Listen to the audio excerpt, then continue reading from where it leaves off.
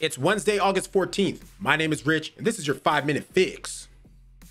Welcome to the 5-minute fix, where we take stories about pretty much anything from pretty much anywhere and try to give it to you in 5 minutes or less today. Okay, again, the Olympics are over. Controversies, what have you, interesting things, great feats of athletic ability, but this whole breakdancing thing has just gotten out of hand. And I say that because not only is breakdancing not on the list for the 2028 Olympics in LA, but one of the reasons for that, I think anyways, is infamous Australian breakdancer RayGun, also known as RayGun. And at this point, actually, it seems like people in Australia are fed up, embarrassed, whatever you want to call it. This is what I'm talking about, baby. Thousands reportedly signed a petition to hold RayGun accountable for unethical conduct. RayGun has been accused of manipulating the Olympic selection process to her own advantage. Now, one funny thing about this, the fact that I'm taking this from a cosmopolitan magazine, or article rather, is I remember growing up back in the day, my mama always had them Cosmo magazines that she was picking up at the grocery store, wherever. And let me tell you, when I was able to read and I realized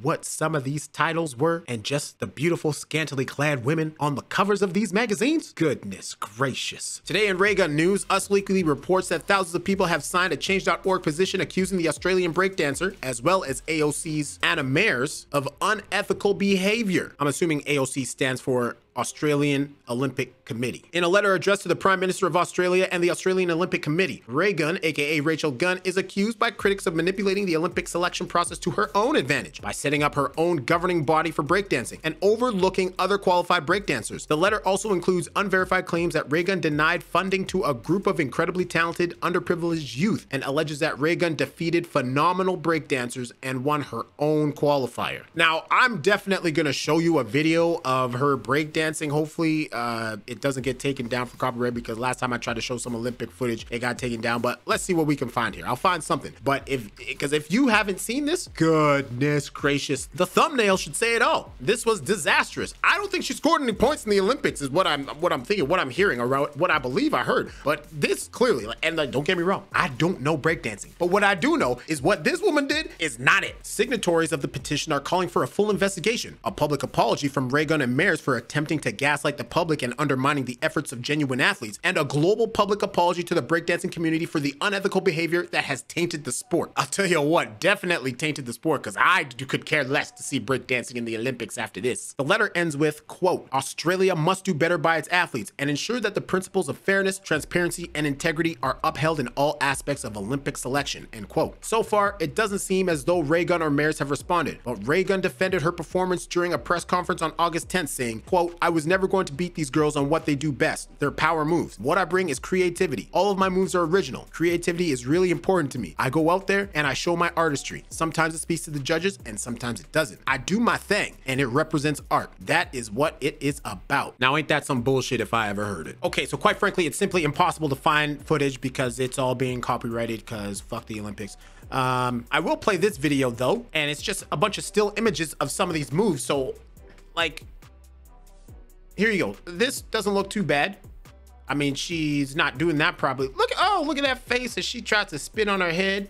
Oh, here we go. We got a little something here. Like, what is...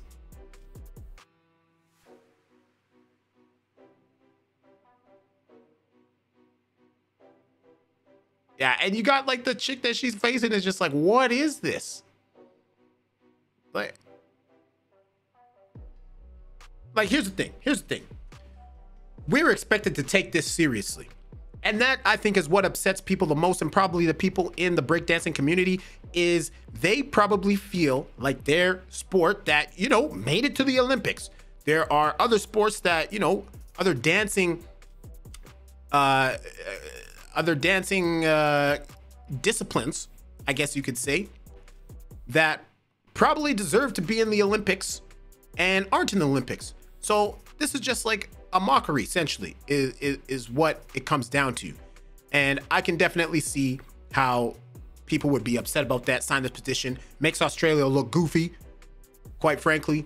And, you know, I definitely understand that. But I'll have a link down below to that Cosmopolitan article, as well as a link to this video that I found. I want to know what you guys think. Like, how did you perceive this? Some people were saying, oh, I love it. It's hilarious. Good for her, you know, just going out there doing her thing. But then You know, there are reports that her husband was one of the judges, and like that article said, she beat a lot more talented individuals in breakdancing in Australia. So it could be one of those situations where, you know, she was tasked with finding the best breakdancers and decided to just go out there and do it herself because she gets to be in the Olympics. But let me know down in the comments below. Thank you for watching. My name is Rich, and this has been your 5-minute fix.